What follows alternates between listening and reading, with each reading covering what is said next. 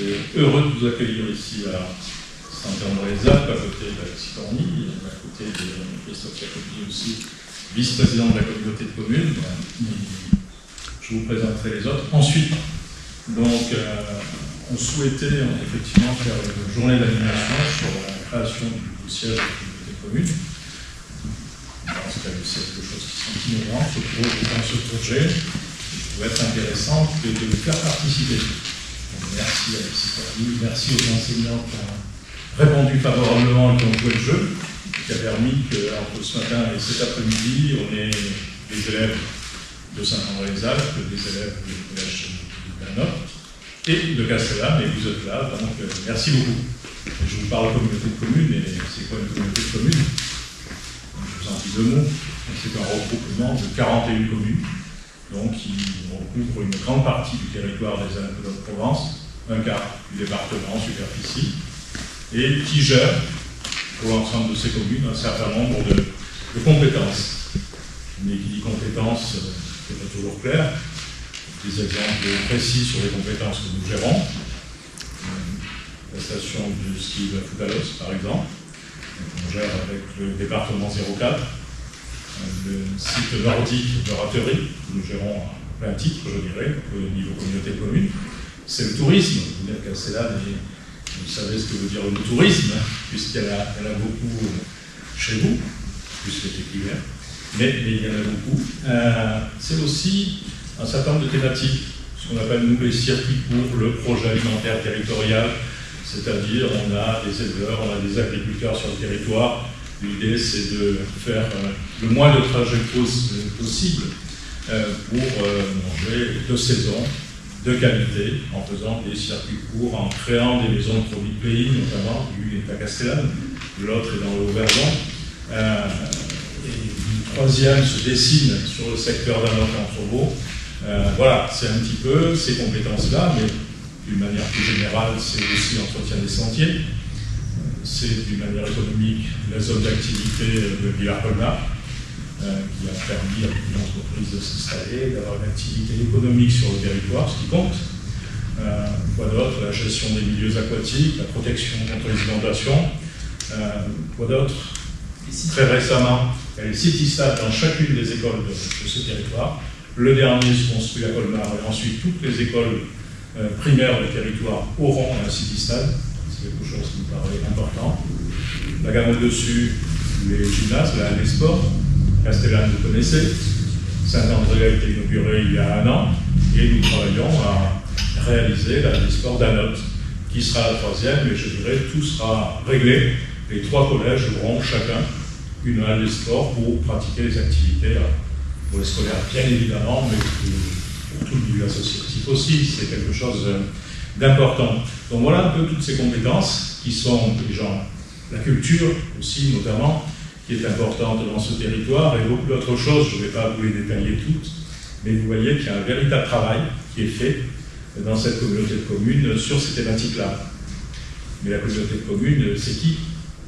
Ben, c'est un président, mais pas que, c'est 61 élus, dont les 41 maires de ces communes, qui gèrent cette communauté de communes.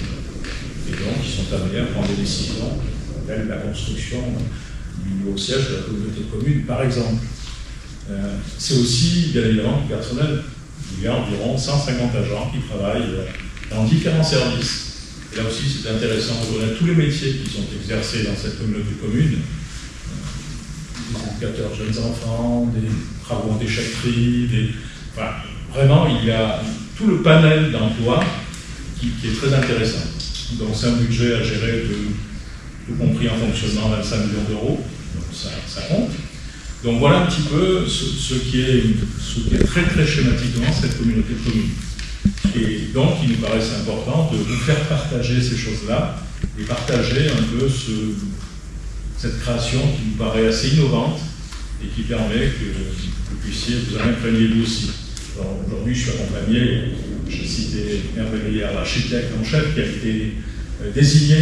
Donc si vous voulez, quand on fait un projet, on a fait ce qu'on appelle un jury de concours, c'est-à-dire qu'on propose aux différents cabinets d'architectes de concourir, et à la fin on en retient un, qui est possiblement meilleur, c'est ce qu'on a essayé de faire comme choix, Et donc c'est lui avec une équipe, bien évidemment, mais il vous expliquera, donc je ne rentre pas dans les détails, avec une grande équipe qui vont décider, qui vont imaginer ce nouveau siège de la communauté de communes, avec les contraintes qu'on a fixées, mais aussi les conditions qu'on a mis en avant pour cette création. Et donc, voilà le travail qu'il va vous expliquer ensuite.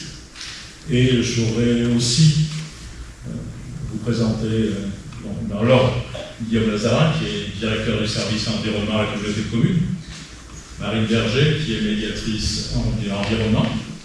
Tous les deux vous présenteront un peu tous les aspects qui seront liés dans la salle, qui seront liés à l'environnement, à la biodiversité, à la ressource en eau pour le siège de la communauté de communes, à la maîtrise de l'énergie, enfin, ils détailleront tout cela. Yves Tani, qui est, je dirais, directeur de notre service, avec Caroline Dex, qui est derrière, mais qui viendra devant tout à l'heure, qui est responsable administrative et financière, et qui vous expliqueront un petit peu tous ces éléments-là. Donc voilà, je ne vais pas être beaucoup plus long. N'hésitez pas tout au long de l'après-midi à poser les questions que vous souhaitez poser.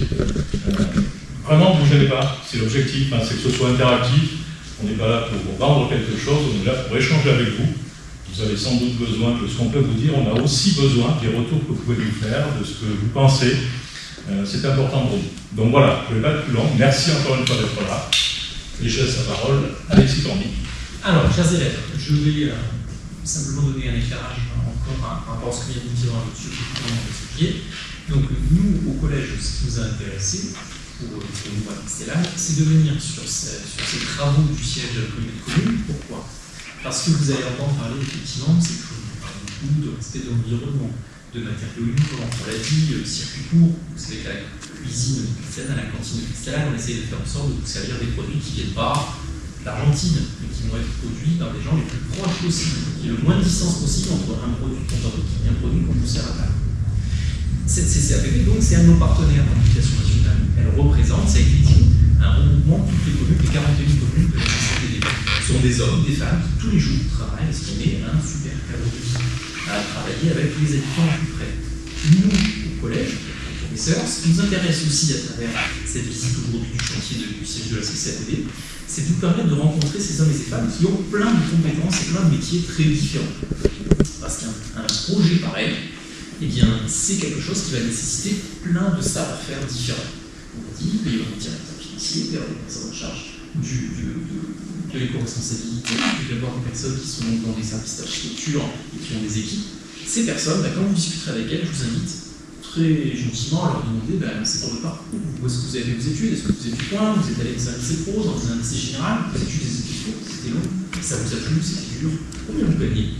Vous bossez avec qui? Une heure par semaine. Posez ces petites questions à chaque fois. Vous en apprendrez à la fois sur le siège de la CCAPD et en même temps, vous allez voir qu'une communauté de communes pleinement intégrée dans son territoire, eh bien, ça a besoin de plein de compétences, de plein de savoir-faire et de plein de personnalités différentes. C'est-à-dire que vous soyez manuel, pas manuel, très branché sur la littérature, très branché sur les maths, très branché sur la techno, plutôt sportif. Il y a toujours quelque chose que vous aimez, que vous savez faire, qui pourrait être intéressant de creuser, notamment l'année prochaine, quand vous allez travailler votre orientation après le collège du Vernet. Vous êtes en quatrième, vous n'êtes pas encore sur l'orientation, et d'ores et déjà, chaque rencontre avec le professionnel que le collège propose, ça doit être l'occasion d'en savoir plus sur le territoire dans lequel vous vivez. Donc, très attaché à ce que vous connaissiez bien votre territoire. Si vous ne savez pas où est-ce que vous vivez, c'est compliqué après d'avoir une vie épanouissante, si les choses se passent sans faire comprendre. Donc, je veux que vous compreniez donc quel environnement vous vivez, quelle chance vous avez vécu d'ailleurs, et que vous puissiez rencontrer avec des gens de tous horizons, qui sont déjà d'ici, qui sont venus d'ailleurs parfois pour vous aider, et qui vont vous permettre, j'espère, il faut avoir une petite idée qui vous posera derrière la tête. L'année prochaine, on vous dira, mais où est-ce que tu veux aller et c'est quoi ton métier? Faire des études de plusieurs années parce que c'est telle étude et tel métier qui t'intéresse, ou alors tu es déjà fatigué, tu as envie de faire des études plus courtes, et parce qu'il y a quelque chose qui te botte, qui est ta passion et sur lequel tu vas pouvoir vous être utile et tu vas pouvoir trouver ta place.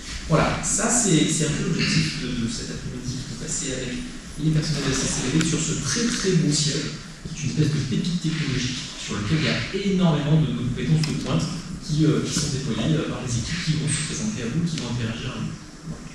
On va faire attention à la température. N'hésitez pas, si à un moment donné vous allez aller sur le chantier, s'il fait un peu chaud, signalez-le bien aux adultes. n'hésitez pas, vous pourrez inclure un peu la fête aux toilettes, on fera attention à ce que vous ne restiez pas trop longtemps au soleil. Je fais très attention à ça, puisque en ce moment, ça chauffe dur. Je disais, entre le moment où vous êtes sorti du bus et où vous êtes prêt, il y en a qui avaient déjà un peu les joues un peu rouges.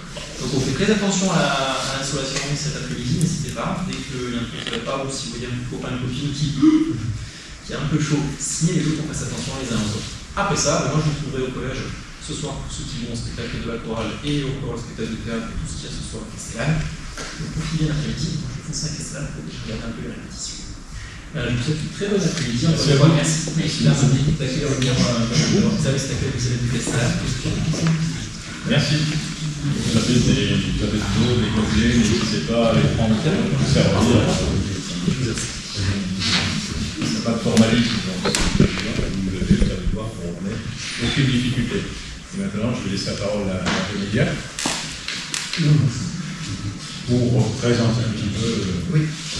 Donc, bonjour, je m'appelle Hervé, je suis le gérant d'une agence d'architecture qui a été retenue pour développer le projet du CCAPD. Donc, quel est mon rôle en tant qu'architecte? On travaille un projet, déjà c'est pas juste un architecte qui arrive et qui décide quelque chose. Il y a tout un travail avant, mais ça on vous l'expliquera peut-être sur la partie qu'on en fait un peu à l'envers. Mais il y a d'abord une maîtrise d'ouvrage qui est la communauté de communes qui exprime un besoin. Ce besoin, c'est avoir des bureaux, avoir un lieu représentatif, avoir un lieu confortable, avoir un lieu pour recevoir. Le comité de communes, c'est une institution, donc il a le droit d'avoir une identité de ses locaux qui marquent le territoire. Ça fait partie des entités dynamiques qui apportent de la qualité à votre environnement aussi. Cette entité, elle va définir un programme. Donc là, le programme, c'était des bureaux avec une salle polyvalente. Puis ensuite, il y a des personnes qui vont travailler sur la partie économique, en disant pour construire ce projet, quels peuvent être les partenaires financiers et combien ça peut coûter aujourd'hui. Et une fois qu'on a défini l'enveloppe et le programme, c'est là où on lance un concours d'architecture dans les cadres des marchés publics. Donc notre équipe a été retenue pour participer au concours d'architecture. Donc il y a eu une trentaine de candidatures. Et sur ces 30 candidats, il y en a 3 qui sont retenus pour faire concrètement une esquisse, donc dans un projet, dans des études. On commence toujours par une esquisse, une phase d'avant-projet, une phase projet. Et ensuite, on passe au chantier. Et toute cette partie d'études, c'est là où l'architecte intervient en tant que force de proposition et chef d'orchestre sur une équipe composée d'architectes, certes, mais aussi d'ingénieurs de différents types. Il y a des ingénieurs de structure, évidemment, des ingénieurs béton, des ingénieurs qui font de la structure bois, c'est pas du tout la même chose, des ingénieurs électriciens, ingénieurs plombiers, ingénieurs acousticiens, pour que quand on soit dans une salle, eh bien, on puisse se parler sans crier, qu'on s'entende bien et qu'on ne soit pas fatigué fin de journée. Et aussi pour que quand on soit dans un bureau, on puisse travailler tranquillement sans que la personne qui fait le visio à côté ne soit perturbée par le bruit de ses collègues. Il y a aussi un économiste qui veille à ce que l'ensemble de la proposition rentre dans l'enveloppe financière qui a été étudiée et anticipée par la maîtrise d'ouvrage. Et donc ça, c'est un peu tous les jalons. Donc là, on reçoit le programme, on nous dit on a tant d'argent, on a des exigences en termes réglementaires du point de vue de l'énergie. Aujourd'hui, vous savez que le gros problème, ou la grosse question, c'est évidemment qu'on consomme le moins possible en termes d'énergie pour construire, d'énergie pour chauffer, pour rafraîchir, etc. etc. Donc, mon rôle, c'est de prendre tous ces multiples facteurs qui vont faire un projet, en travaillant avec des ingénieurs qui sont dans mon équipe et d'autres architectes, et essayer de faire le projet qui soit le plus adapté possible et surtout le plus vertueux possible. Vertueux dans le sens environnemental, mais aussi humain, faire un lieu dans lequel on a envie d'aller travailler. Si je vous fais des bureaux qui sont avec des fenêtres en plastique et des boîtes en béton, peut-être que vous irez moins courir pour aller travailler que si on vous fait un endroit qui soit très sympa. Et donc ça participe aussi, ça s'appelle le cadre de vie, la qualité du cadre de vie. Donc quand on commence un projet, d'abord il faut tirer les premiers traits, donc on nous donne aussi un terrain. Le terrain, c'est le terrain que vous avez aux abords du parking qu'on verra tout à l'heure. Donc ce terrain, il a une orientation. L'orientation, ça veut dire qu'en gros, il va y avoir plutôt des grandes façades au sud, à l'est, à l'ouest, selon l'orientation des façades, on va avoir un bâtiment qui va être plus ou moins confortable. L'orientation, c'est le premier aspect qu'on regarde quand on pose des bureaux. Si maintenant on a des fenêtres qui regardent vers l'ouest, j'ai une question. Le soleil, il se lève à quelle heure? Il se lève où? À l'est, à l'ouest, au nord ou au sud? Voilà, il se lève à l'est et se couche à l'ouest. Quand on est le matin tôt et surtout vers fin de début de soirée, le soleil il est plus horizontal, donc c'est beaucoup plus difficile de l'arrêter. Quand on est au sud, il est à son zénith, donc c'est beaucoup plus facile de le contrôler tout en gardant la transparence. Donc on va regarder ces choses-là et on sait qu'au nord, il va faire plus frais, au sud, il va faire un peu plus chaud. À la fois, ça nous intéresse différemment selon qu'on est en été ou on est en hiver.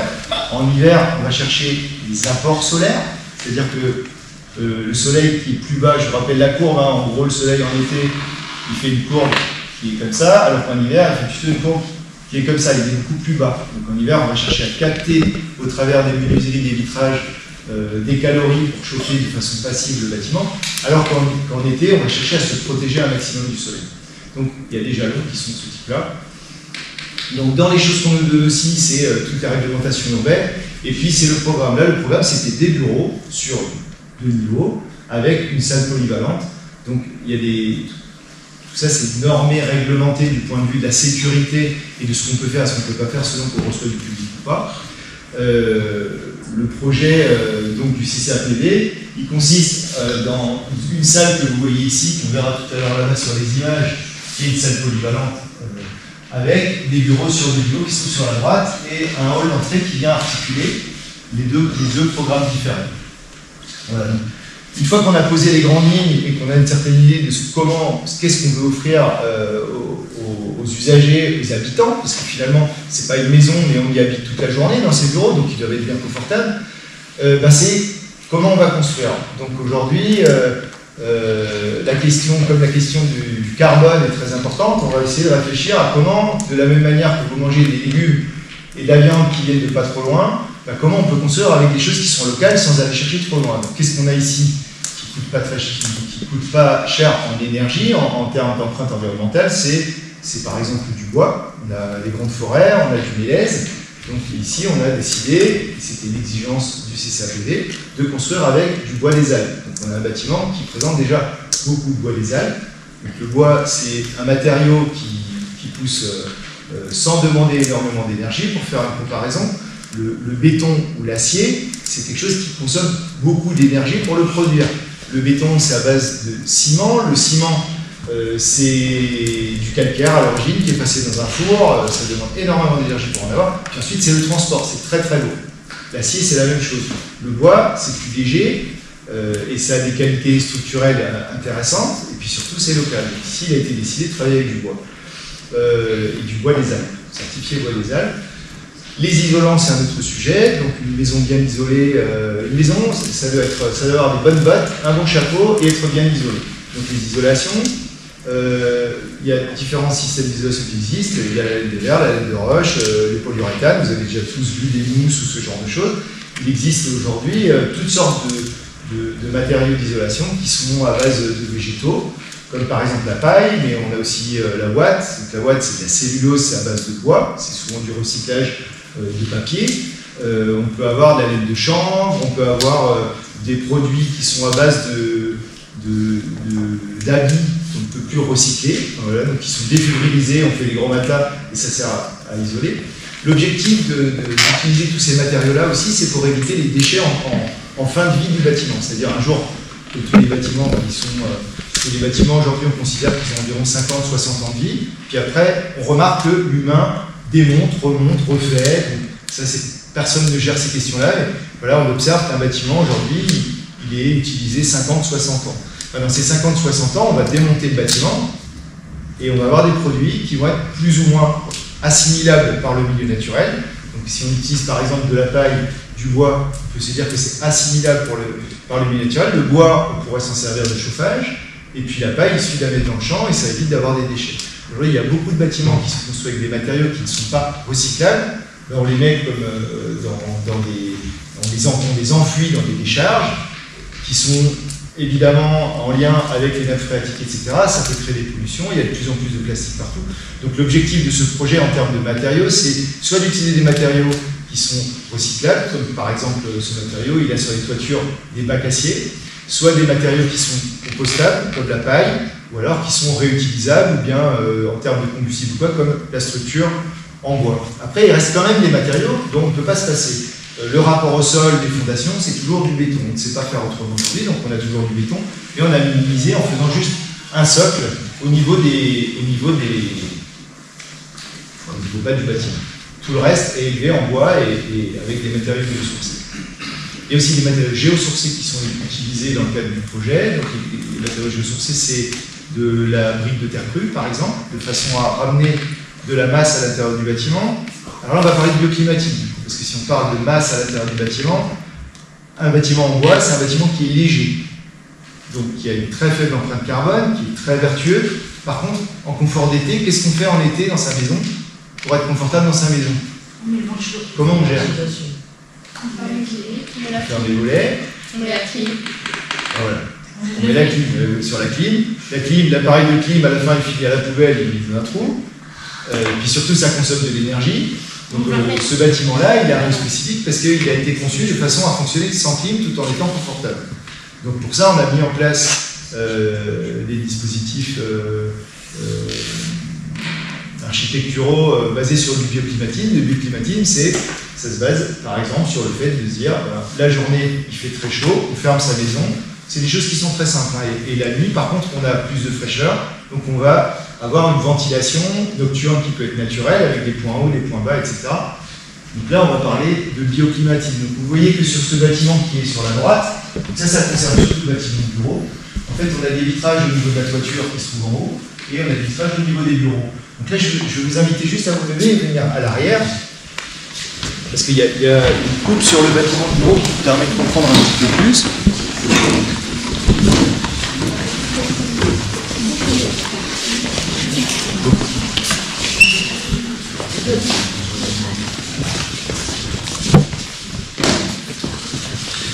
Donc là on est sur un bâtiment qui fait 2 niveaux de bureau. Attendez peut-être que tout le monde... Les grands derrière, les petits devant. Voilà, donc ça c'est une coupe, c'est-à-dire qu'on a pris le bâtiment de bureau, les coupé pour voir comment il fonctionne. Donc, les ouvrants en toiture que vous voyez là-bas, c'est ce qu'on retrouve ici. Et ensuite on a des ouvrants sur les façades au niveau des espaces de vie, des bureaux, des salles de réunion. L'objectif, c'est simplement d'ouvrir en mode oscillobattant les fenêtres à l'étage et sur la partie basse de façon à ce que la nuit, ouvrir sur la partie haute, et naturellement il y a un tirage thermique, vous savez que l'air chaud monte, donc ça va nous permettre de ventiler tout le bâtiment. Le problème, c'est que c'est un bâtiment en bois, c'est un bâtiment qui a très peu de béton, on a juste du béton en bas.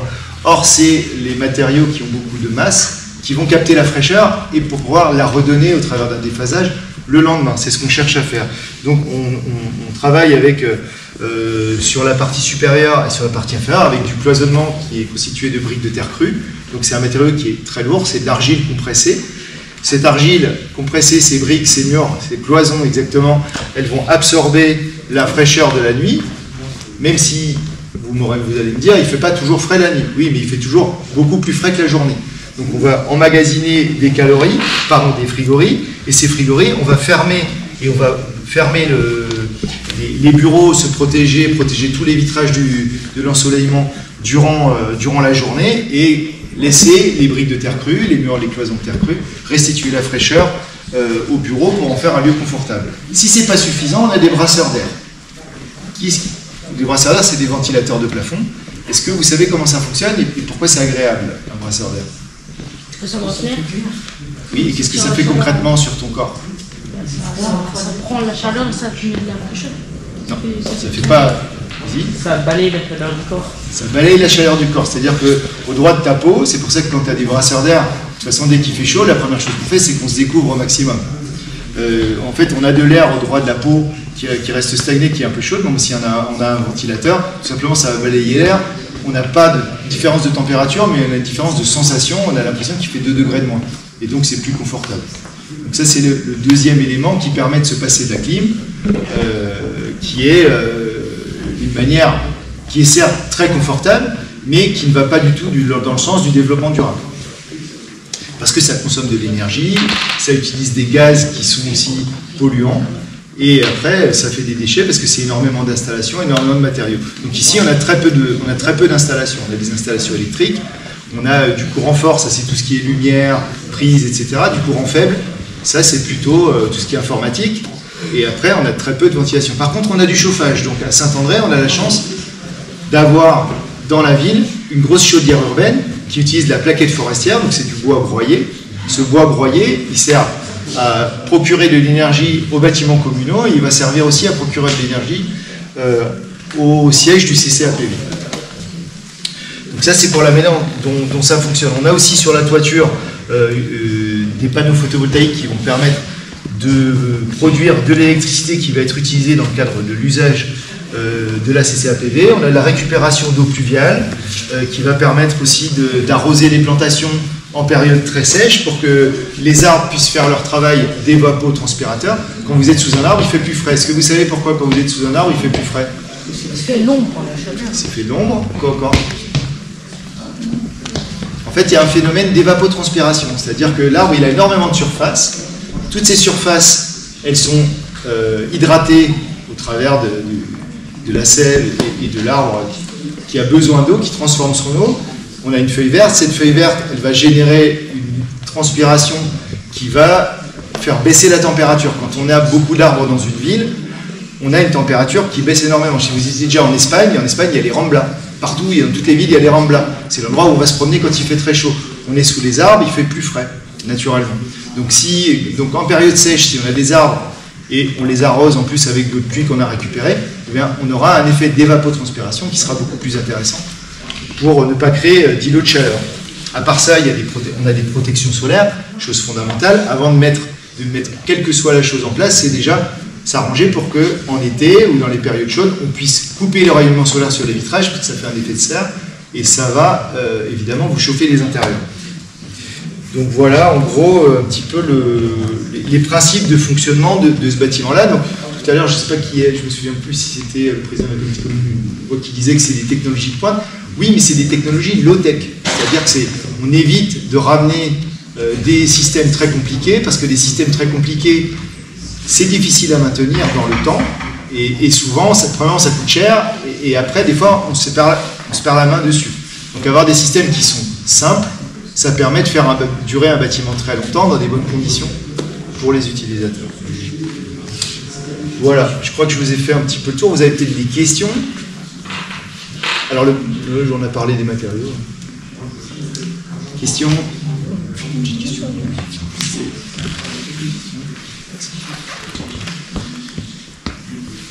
On va à l'extérieur? Ah, pardon, toi tu fais d'abord le speech. Donc là, je vous invite à vous asseoir à nouveau.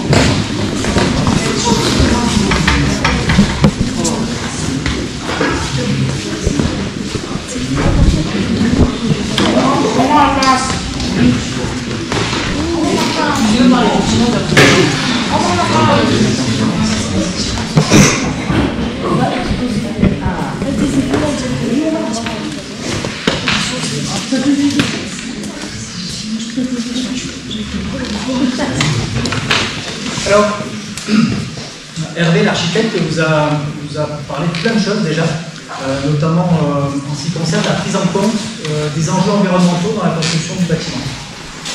Moi, simplement, je vais revenir sur ces enjeux environnementaux et globalement, qu'il s'agisse de la construction d'un siège ou de n'importe quelle construction, comment on peut s'engager dans un projet en essayant de réduire au maximum notre empreinte environnementale, ou en tout cas de tenir au maximum compte des enjeux environnementaux dans la construction.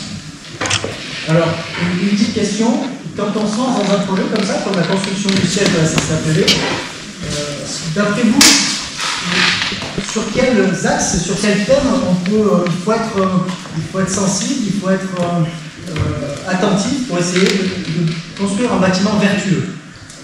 Hervé, l'architecte, vous a donné déjà plein de réponses, vas-y. Alors, on a les matériaux. Effectivement, ça va être la préservation des ressources, par exemple. Faire attention aux ressources qu'on utilise, aux ressources qu'on consomme. Ouais.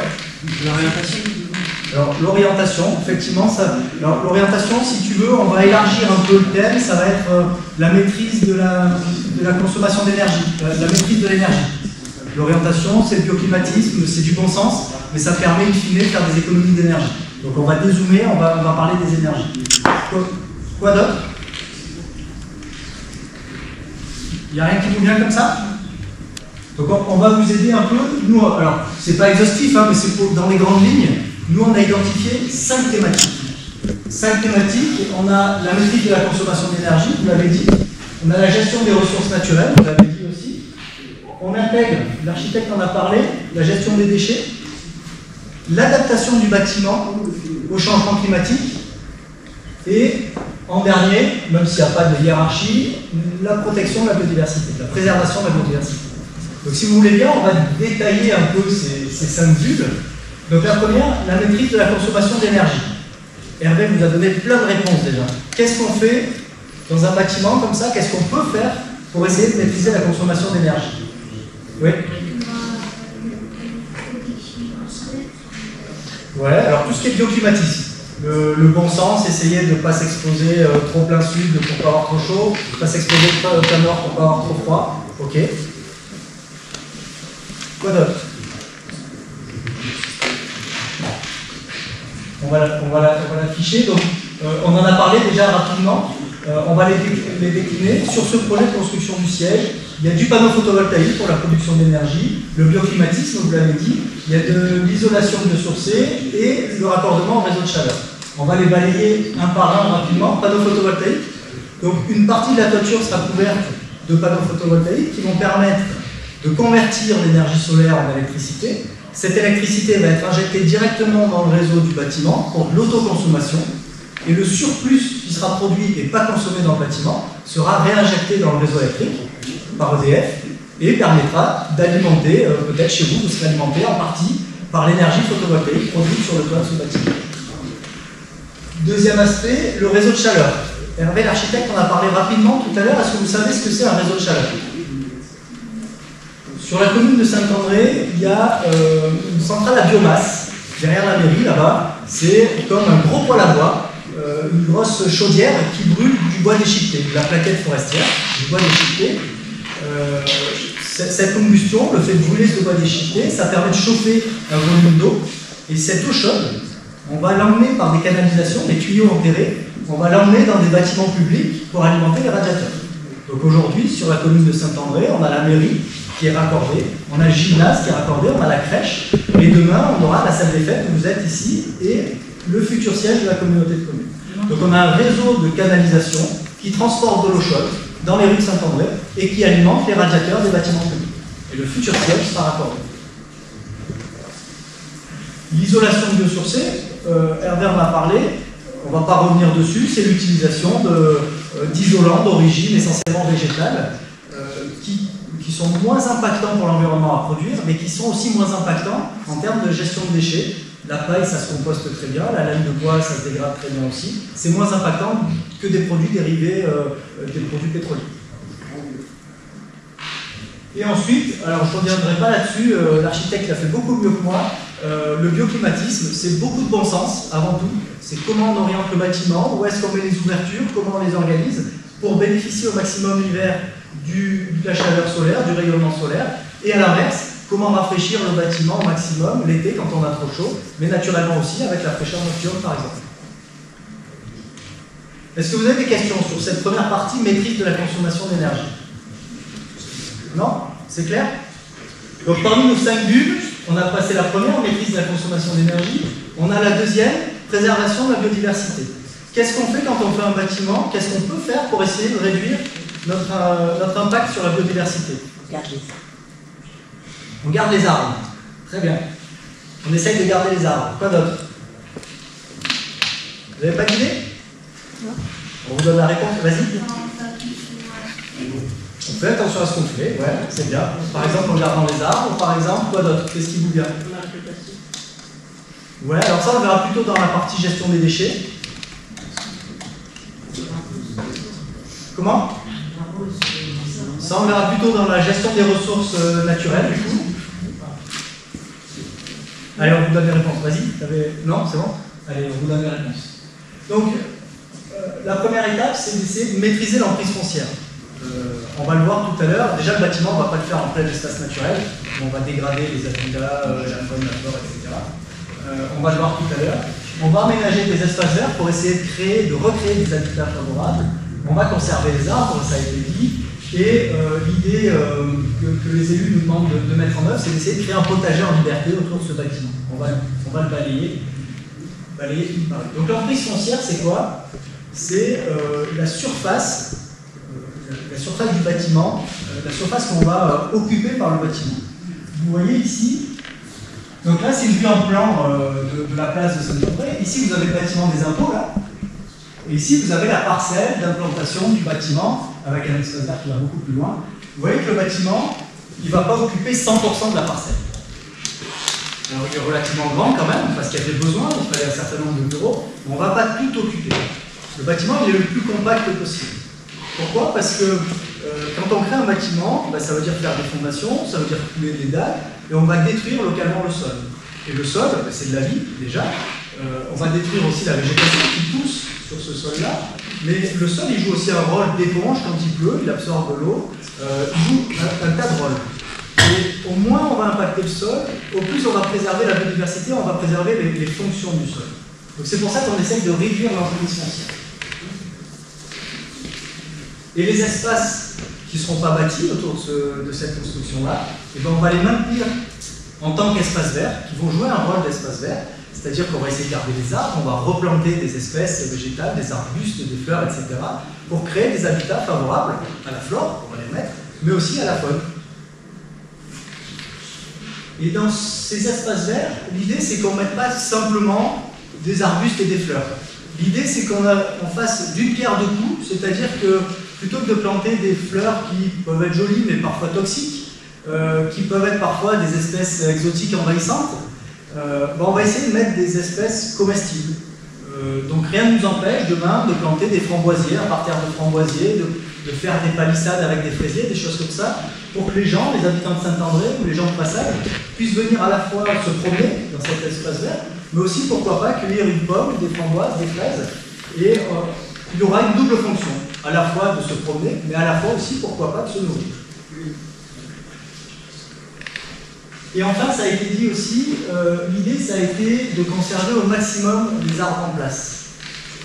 Vous voyez sur cette vue en plan, on retrouve ici chaque rond, vert ou rouge, c'est un arbre existant. Ceux qui apparaissent en vert, c'est les arbres qui seront conservés. Ceux qui apparaissent en rouge, c'est les arbres qui vont être supprimés. Il y a ceux qui apparaissent avec une petite étoile, c'est les arbres qui sont considérés comme remarquables. C'est quoi un arbre remarquable? C'est un arbre qui joue un rôle particulier dans l'environnement, dans le paysage, soit parce qu'il est particulièrement gros, âgé, et il va servir de refuge à la biodiversité pour les oiseaux, ça peut être un site de nidification, ça peut être un refuge de chauves-souris, soit tout simplement par son espèce. Par exemple, un tilleul, un beau tilleul, naturellement, il va apporter du frais, il va apporter de l'ombre, mais en plus, par sa floraison, il va être mellifère, il va nourrir les insectes pollinisateurs. Donc on considère que c'est des arbres remarquables, et l'idée de l'architecte, ça a été de les conserver au maximum, ces arbres. Je ne reviens pas tellement sur ce dessin, dans la mesure où vous l'avez derrière sur les illustrations derrière, et il me semble que l'architecte l'a évoqué rapidement tout à l'heure, c'est tous les rôles que joue l'arbre finalement, et on l'a évoqué dans la fraîcheur, dans le paysage, etc. Ce canal est déplacé quelquefois quand c'est un endroit stratégique et c'est un arbre. Alors là, ils ont été, ça peut se déplacer. Après, c'est la transplantation d'un arbre, c'est quand même pas évident, et les probabilités de reprise sont relativement réduites. Après, ça se fait. Là, ça s'est pas fait. Ceux qui ont été supprimés ont été supprimés totalement.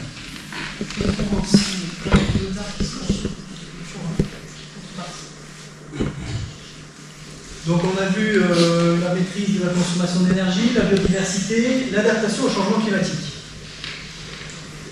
C'est quoi les effets du changement climatique chez nous? Les deux principaux effets du changement climatique. Ouais. La chaleur. Donc effectivement, on a des périodes de chaleur intense, de chaleur qui sont plus intenses et souvent plus longues et sur des périodes de l'année qui s'étalent. Donc la chaleur, ok.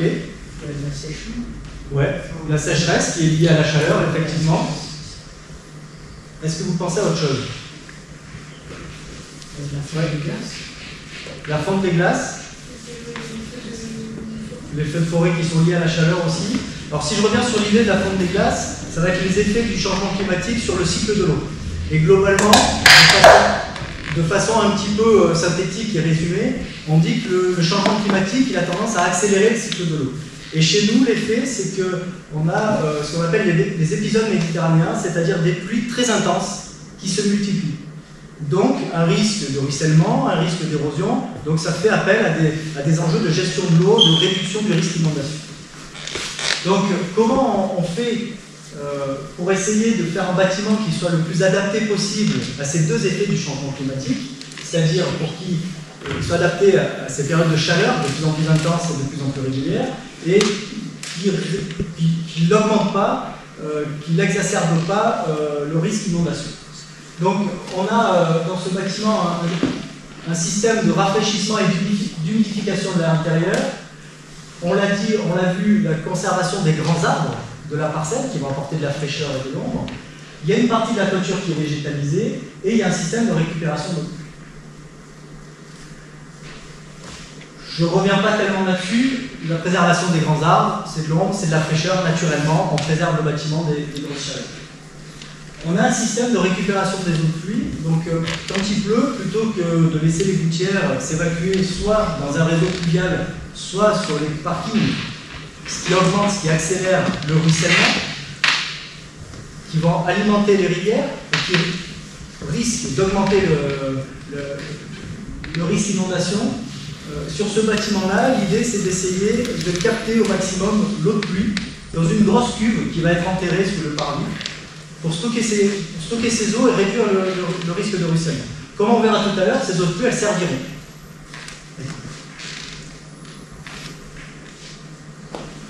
Elles serviront notamment via un mécanisme technique. Tout à l'heure, vous me disiez, pour se prémunir de la chaleur, on met des climatiseurs. Oui, ça c'est la solution pas très vertueuse. Le climatiseur, il consomme de l'énergie, il faut le fabriquer. Derrière, il faut le dépolluer quand il est en fin de vie et tout ça. Là, dans ce bâtiment, il y aura un système d'aération forcée, oui, mais sans climatisation, tout simplement, on va utiliser l'eau de pluie pour rafraîchir et humidifier l'air de ventilation, l'air ventilé dans le bâtiment. Il y a une partie de la toiture qui va être végétalisée, c'est-à-dire que sur une partie de la toiture, il y aura une couche de terre relativement fine, dans laquelle on va venir planter des espèces de plantes grasses, souvent des sédums, des joubarbes, des choses comme ça, qui résistent bien à la chaleur. Ça permet d'avoir un effet isolant déjà, et ça permet aussi un effet tampon, ralentissement des écoulements quand il pleut. On arrive au quatrième thème qu'on a vu tout à l'heure, c'est la gestion des ressources naturelles. Comment on essaye de préserver les ressources naturelles quand on construit un bâtiment? Hervé vous a donné plein de réponses tout à l'heure. Oui. La chaleur.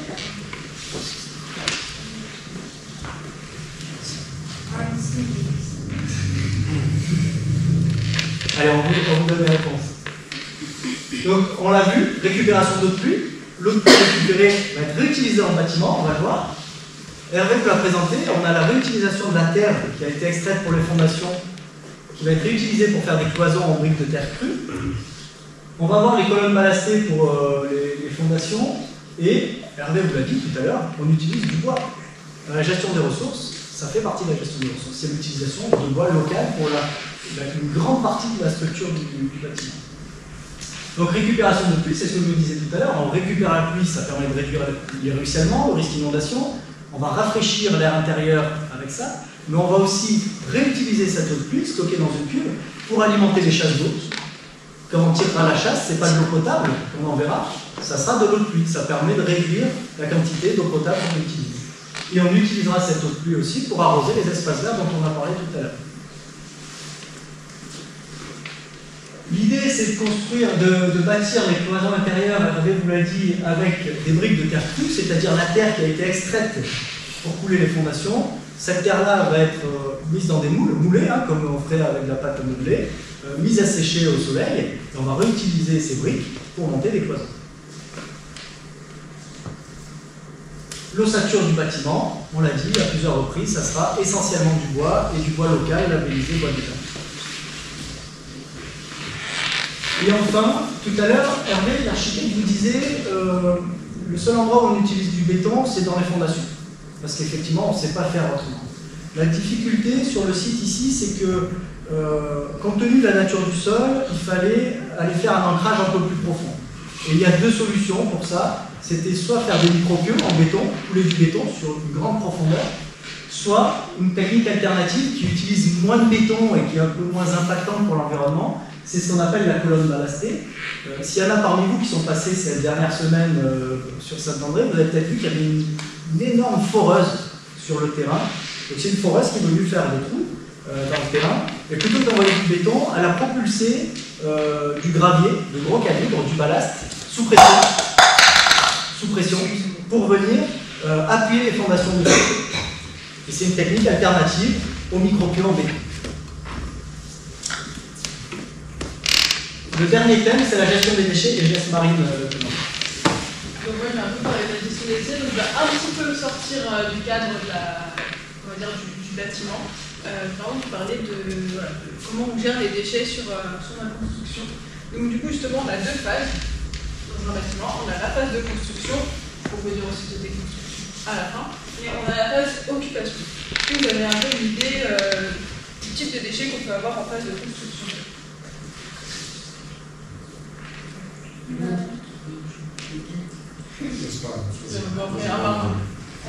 Les sachets de ciment. Les sachets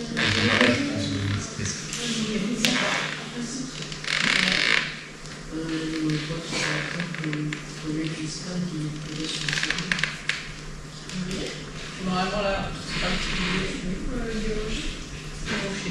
C'est possible. Donc après, comme on a vu, on utilise quand même beaucoup de matériaux naturels. Et dans un chantier, on va quand même avoir des déchets annexes. Et donc du coup, tout ne part pas à l'enfouissement. Comme vous avez dit l'architecte, on a quand même beaucoup de filières en déchetterie pour pouvoir récupérer tous ces matériaux et les recycler. Donc on a notamment les inertes valorisables, donc il y a les briques, il y a le carrelage, il y a le béton pour recycler. Puis les inertes non valorisables, on a le bois, donc là je vous ai mis les bois traités, mais on a aussi une filière bois non traité pour pouvoir recycler tous ces types de déchets. On a les plastiques rigides, donc les plastiques rigides par exemple, ça peut être les chutes de tuyaux en PVC, on va passer des gaines, tout ça d'électricité, donc on peut avoir des chutes de trait dans cette filière en déchetterie pour que ce soit recyclé. Puis on peut avoir des métaux bien évidemment. Bon, après il faut savoir que normalement on emmène en déchetterie, mais sur un chantier de ce type-là, normalement il y a des bennes qui sont directement à côté du chantier. Et du coup, donc là c'était la phase de construction, on peut avoir aussi la phase déconstruction où ils peuvent emmener tous ces déchets en déchetterie, et après on a des déchets qui sont naturels, comme vous a expliqué l'architecte, qui vont partir globalement dans la nature directement. Et maintenant je vais vous parler un peu de la phase occupation. Est-ce que vous avez une idée du type de déchets qu'on peut avoir quand on occupe ce bâtiment, pendant que les agents seront en service?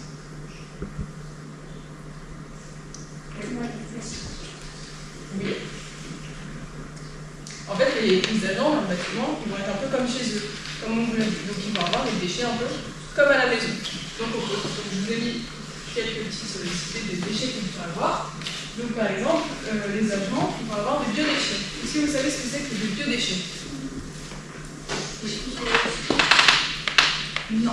Pas tout à fait, pas vraiment. Tout à fait. Les biodéchets, en fait, ce sont les restes alimentaires, les épluchures de bananes, les épluchures de pommes, les trognons de pommes, tout ça. Et nos agents, ils vont manger sur place le midi, pour certains. Et donc, du coup, ils vont sûrement avoir des fruits en fin de repas, et donc devoir jeter leurs trognons de pommes, leurs pommes de bananes. Du coup, on fait du compost. Exactement. Donc, du coup, ils vont les emmener. Donc, ça vient à ma prochaine question. Ils vont les emmener dans un site de compostage qu'on va mettre aux abords de ce bâtiment. D'ailleurs, un site de compostage qui sera accessible pour tout le monde, pas que pour les agents de la sécurité. Mais ça évitera que tous nos biodéchets, comme le reste alimentaire, finissent dans la poubelle d'ordures ménagères. Est-ce que vous en avez déjà vu, vous, de site de compostage? Vous habitez tous sur Castellane? Non. Sur Castellane, il y en a deux. Vous en avez un juste à côté du collège au niveau de l'espace qu'on a fait. Il y a un site de hôtel, on va aller le voir ce soir à la sortie. Il est juste à côté. Donc c'est un site comme ça que vous pouvez retrouver. Donc on va en installer un près du bâtiment du nouveau siège. Ensuite, les agents ils vont souvent avoir aussi des emballages et des papiers comme à la maison. Donc ça irait dans quelle poubelle? Vous ne triez pas vos déchets chez vous? Dans la poubelle du tout. Exactement. Ça irait dans la poubelle jaune. Tous les emballages et tous les papiers vont dans la poubelle jaune. Ensuite, dans un bureau, on a une imprimante et souvent on imprime beaucoup de papier. Donc on utilise beaucoup d'encre. Et donc les cartouches d'encre, pour éviter qu'elles finissent dans la poubelle ménagère, où est-ce que les agents devraient les emmener?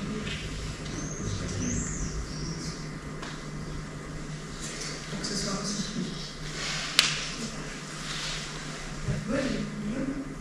Non, c'est pas dans la poubelle jaune. Vous n'avez pas d'idée? La verte. Non, la poubelle de verre, c'est pour le verre. Il n'y a pas de poubelle genre spéciale. Papier? Oui, si on veut, c'est des poubelles spéciales. Donc ça ira en déchetterie. Effectivement, il y a un bac spécial pour les cartouches d'encre. Et les cartouches d'encre, donc elles seront réemployées. Donc soit elles seront remplies d'encre pour être réutilisées, soit le plastique de la cartouche d'encre qui sera recyclé. Les matériels informatiques.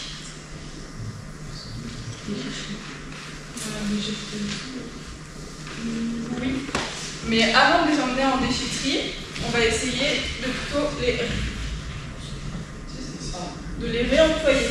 Donc en fait, on va essayer de les réparer, les gens, et après, effectivement, d'essayer de les réemployer pour qu'ils soient remplis. Et en dernier rapport, on les emmène en déchetterie, et là, ce sera tout déstructuré et mis composant par composant pour que ce soit recyclé.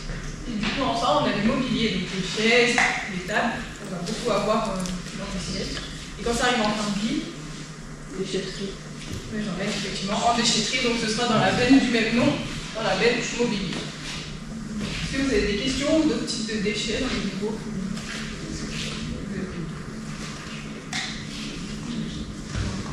Est-ce que vous avez des questions sur toute la présentation qu'on vient de faire? Surtout le volet prise en compte des enjeux environnementaux dans la construction? N'hésitez pas, s'il y a quelque chose que vous n'avez pas compris, ou que vous explique, ou que vous n'avez pas compris, n'hésitez pas.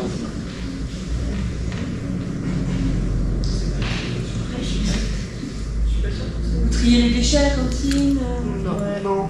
Bah si, Vous avez pas Ah oui ou non? quand vous sortez avec le plateau à la fin du repas. Bah on essaie Il y a deux poubelles, ouais. des poubelles pour les Il y a aliments. des poubelles, mais tout le monde met tout dedans. En fait, ils sont fichus. Il y en a qui ont des cheveux et tout ce qui est pas. Si, mais c'est ça, Il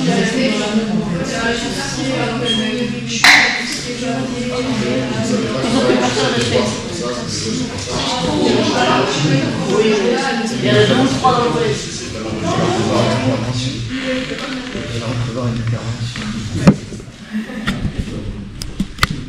Le maître d'ouvrage. Le maître d'ouvrage, c'est la communauté de communes.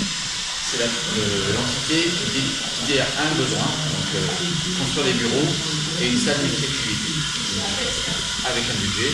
Et à partir de là, le maître d'ouvrage, c'est le donneur d'ordre. Voilà, moi je souhaite un bâtiment pour 30 personnes, 30 bureaux, une salle multi-activité pour faire différentes activités, du cinéma de pays, du théâtre, mais aussi des conseils municipaux, des conférences, des réunions.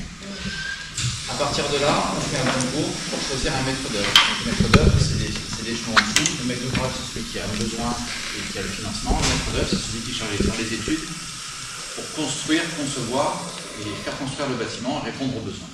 Donc là, c'est une équipe. Donc le chef d'orchestre de l'équipe, son autre projet, c'est Hervé, qui est l'architecte, qui est associé à plein de personnes. Donc Hervé, je peux un petit peu détailler après avec qui il travaille, mais ça représente environ peut-être une quinzaine de métiers différents, juste dans la partie maîtrise d'œuvre, donc pour la conception, pour les études, pour la sécurité. Hervé vous détaillera un petit peu plus. Ensuite, une fois que toutes les études sont faites, donc ça c'est une phase qui dure environ 1 an, voire un petit peu plus d'1 an, concevoir les bâtiments, les présenter au maître d'ouvrage, faire est-ce que ça vous va, ce que ça va, faire des adaptations, vérifier qu'on répond bien à toutes les contraintes du site, de l'environnement, que c'est bien intégré dans le village, qu'on respecte bien les objectifs qu'on avait demandé en consommation d'énergie, tout ce qu'on vient de vous présenter. Le projet est validé. Dans ce cas-là, on va consulter les entreprises pour construire le bâtiment. Donc, nous, on est une entité publique, donc on est soumis au code hiérarchie publique.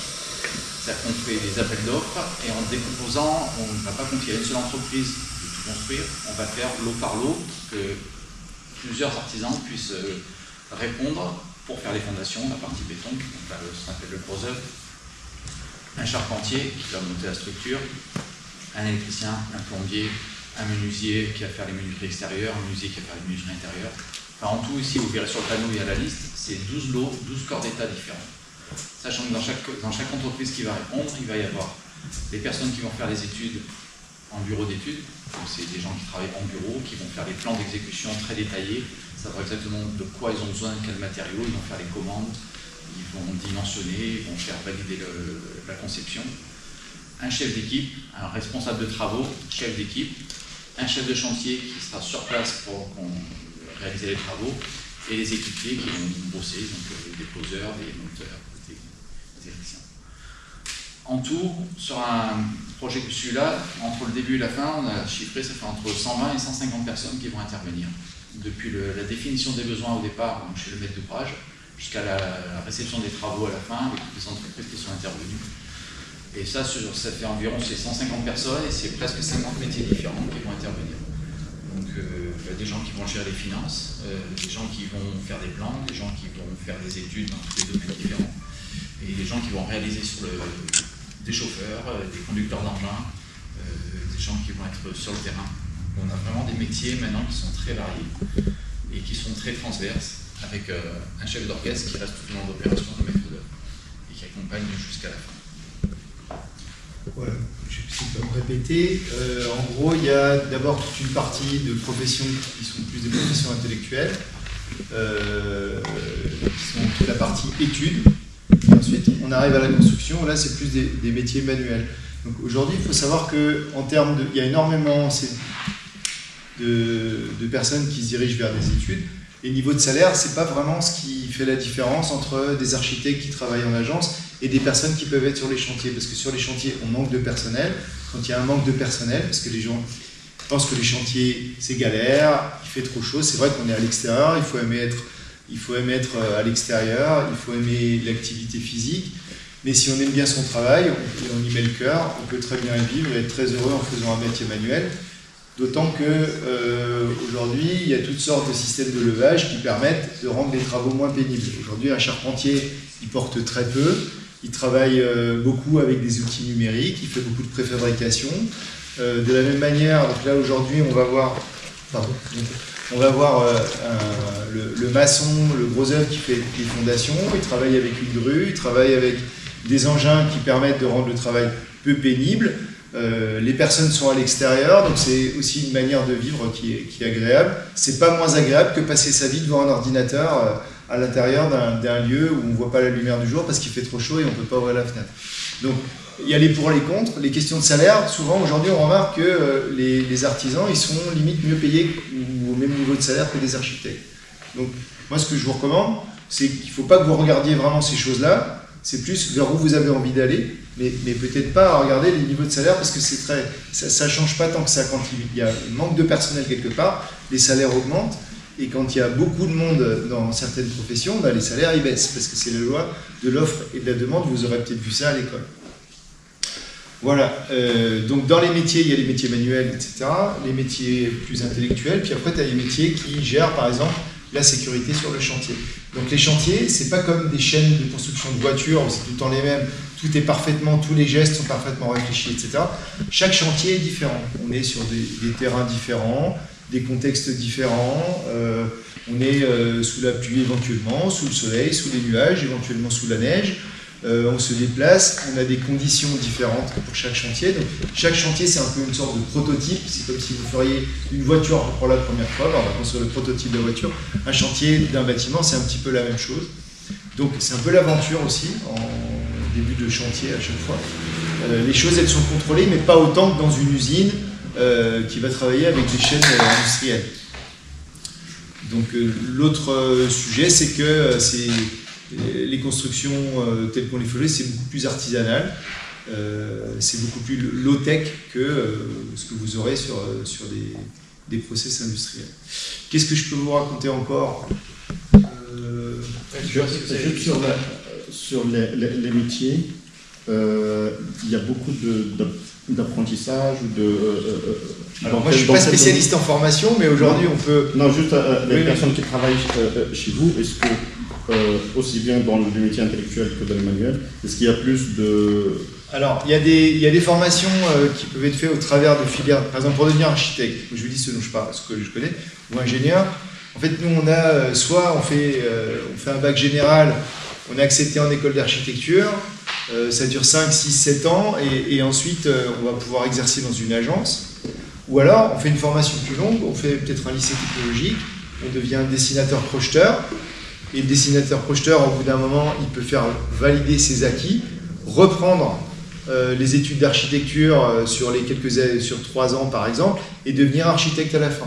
Il mettra plus de temps, mais il aura pris son rythme, et puis il aura une expérience que n'aura pas un architecte qui a juste terminé son bac et qui rentre directement dans le milieu de l'architecture.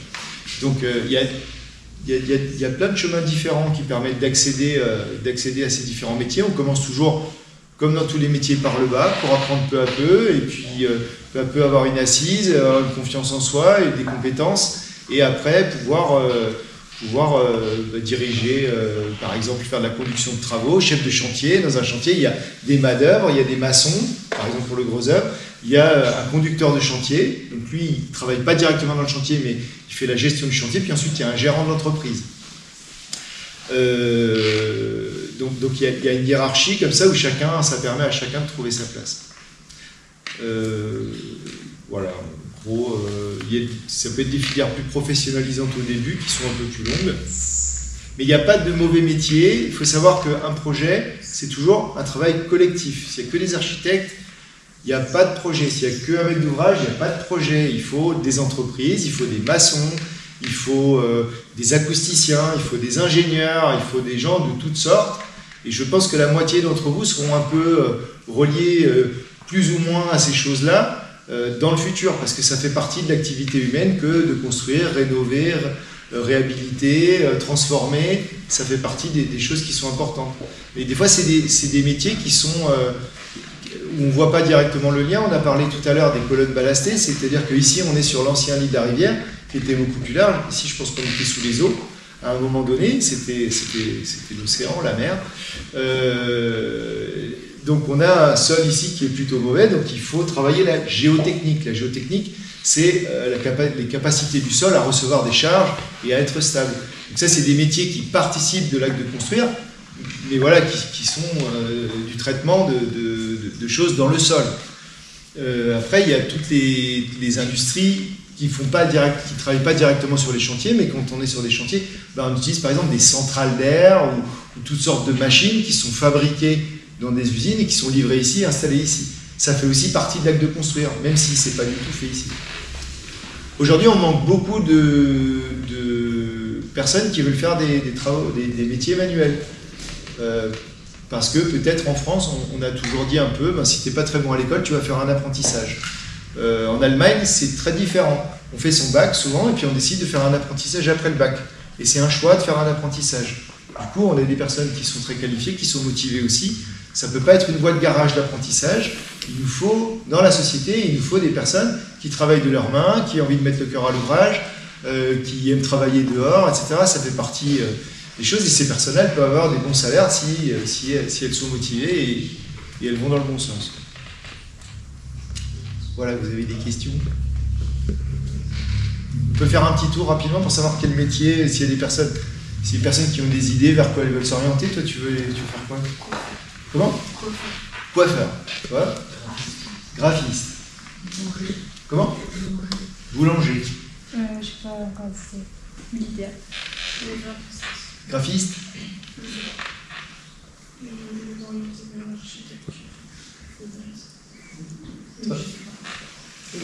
La cuisine ou la maçonnerie? La cuisine. La cuisine ou la maçonnerie? D'accord. Ou la maçonnerie. La cuisine. Pas manger de béton. Hein. C'est ça? C'est ça? Rap qui est travaillé différemment.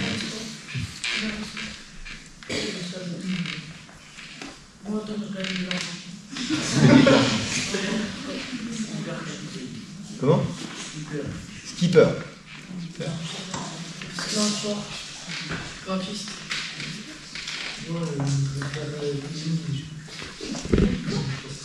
Pas? Je sais pas. C'est pas?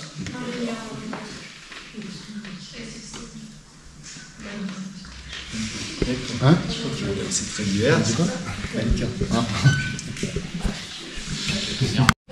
Ça, c'est important, enfin, les dépenses, comme ça. Alors, vous avez vu là sur les tableaux, dehors, il y a des noms, c'est des entreprises. Donc en fait, quand on fait un gros projet, comme ici, comme on construit le siège donc, de la communauté de communes, Alpes, Provence, Verne, ou par exemple, quand on construit un collège, on ne fait pas tout d'un coup avec une seule entreprise, ok? On divise le projet en lots, c'est-à-dire avec des petites parties du projet, et donc des dépenses. Okay. Chaque lot, on confie à une entreprise différente qui est spécialisée dans son domaine. Donc on ne donne pas une enveloppe globale à une entreprise, on donne une enveloppe à chaque entreprise qui va après faire les travaux et dans lesquels elle est spécialisée. Donc vous voyez, il y a des travaux, il y a des enveloppes pour la sécurité, pour les diagnostics, pour les terrains, voilà, pour savoir ce qu'on peut construire à cet endroit-là, est-ce que les terrains... ils sont bons, vous voyez, pour les branchements, pour raccordement, pour les assurances, le réseau chaleur, le chauffage, ok? Et là, si ça vous parle un petit peu plus, vous voyez, donc il y a 12 lots sur le projet, avec les menuiseries, vous voyez, plâtrerie, chauffage, ventilation, plomberie, électricité. Donc on donne une enveloppe pour chaque entreprise qui va après, doit respecter en fait donc l'enveloppe et qui doit faire les travaux. Ok? Alors, qui finance le projet? Pour construire le futur siège donc, et la salle multifonction, il y a plusieurs partenaires financiers, on n'est pas les seuls. La CCAPV a financé. Donc, il y a l'État, il y a le département et la région. Ok? Donc, la région Provence-Alpes-Côte d'Azur. Le département, donc le 04 et l'État. La CCAPV finance plus de 40% du projet toute seule. Pour cela, donc, elle a fait un emprunt auprès d'une banque. Et figurez-vous qu'on les impôts, on ne touche pas du tout aux impôts sur le territoire, il n'y a pas d'augmentation d'impôts. La CCAPV fait un emprunt auprès d'une banque, voilà. Et ce qu'on rembourse à une banque, tous les mois ou à l'année, c'est exactement aujourd'hui ce qu'on paye en loyer à quelqu'un qui nous prête les bureaux aujourd'hui. Donc demain, le fait de faire cette opération, ça nous permet de dépenser exactement ce qu'on dépense aujourd'hui, pas plus, mais l'avantage, c'est que le bâtiment, il sera à la communauté de communes, ok? Voilà. Comme vous, quand vous entendez les parents qui parlent de prêt immobilier ou la maison, est-ce qu'on loue ou est-ce qu'on achète? Voilà. C'est exactement pareil, ok? Et voilà les chiffres concrets. Alors l'autofinancement, les 1 107 000 que vous voyez, c'est ce que la communauté de communes, Alpes-Provence-Verdon, est capable de prendre à sa charge, les 40% que je vous ai montré juste avant. Okay? Et ensuite, vous avez le drapeau de la République française qui représente l'État, la région sud, la partie et le département. Okay? Et voilà le coût total. On a 2 817 000 €, 0,50. C'est important, hein? C'est important parce que l'argent, il faut surtout qu'il soit bien utilisé, il faut que tout soit clair et transparent. On est quand même dans l'administration, dans la fonction publique, mais même pour vous, hein, demain, votre argent de poche, quand les parents ils vous donnent de l'argent, ils se disent que vous n'allez pas faire n'importe quoi quand même, enfin, si vous en avez, justement, pas d'argent de poche, on en parlera pas. Il faut bien suivre les dépenses et les recettes, et surtout décider de rester dans l'enveloppe budget, dans le budget de départ, ok? Gérer les appels d'offres, donc les lots que vous avez vus tout à l'heure. Voilà, il faut bien choisir les entreprises qui vont travailler sur le chantier. Et évidemment, là, il y a une notion de propre intérêt. Il ne faut pas travailler avec cette entreprise parce qu'on connaît les papas, ou parce qu'on connaît l'oncle, ou parce qu'il y a le cousin qui travaille là-bas. Il faut que l'entreprise elle soit choisie pour le bien de tous, parce que c'est la plus compétitive et c'est elle qui va convenir le mieux au projet. Et donc ça s'appelle aussi la transparence, voilà. C'est-à-dire montrer clairement tout ce qu'on fait avec l'argent. Ok? Et alors pourquoi c'est important? On a parlé un peu de maison, mais voilà, parce que évidemment la maison, vous avez peut-être des parents ou de la famille qui travaillent à la communauté de communes, donc s'ils viennent des fois travailler au siège, il faut que ce soit accueillant pour les agents qui y travaillent, pour les salariés, il faut qu'il soit utile le bâtiment pour les habitants, donc là pour le coup la salle multifonction, et respectueux de l'environnement. Je pense que Marie et Guillaume vous ont un petit peu expliqué tout ce qu'on mettait dans le projet. C'est important de respecter quand même l'environnement, même si on construit quelque chose de nouveau. Voilà. Vous connaissez d'autres projets qui ont été construits ou qui sont en cours de construction par la communauté de communes? Aucun? Rien du tout? On en a parlé, là. Enfin, ils en ont parlé. Ah, quelque chose que vous utilisez transport, par toutes les exemple. semaines? Ah oui, le gymnase. Bah oui, le gymnase. Donc il y a le gymnase de Castellane, qui a été fait en premier sur le territoire. Là, il y a un an, il y a eu le gymnase de Saint-André. Voilà. Et dans un an, enfin dans 2 ans, il y a le gymnase de Hanotte, tout à fait. Donc si vous avez compris, c'est là où se trouvent tous les collèges sur le territoire, pour que tous les collèges aient leur halle des sports, leur gymnase. Et à chaque fois, ils changent le modèle, enfin... Oui, parce qu'à chaque fois, en fait, on relance une consultation. On refait un concours. Donc là, pour le gymnase d'Hanotte, ben, ce ne sera pas peut-être M. Hervé Meyer, puisqu'on relance, et donc ce ne sera pas non plus le même projet, les mêmes dessins qu'on va nous présenter. Voilà.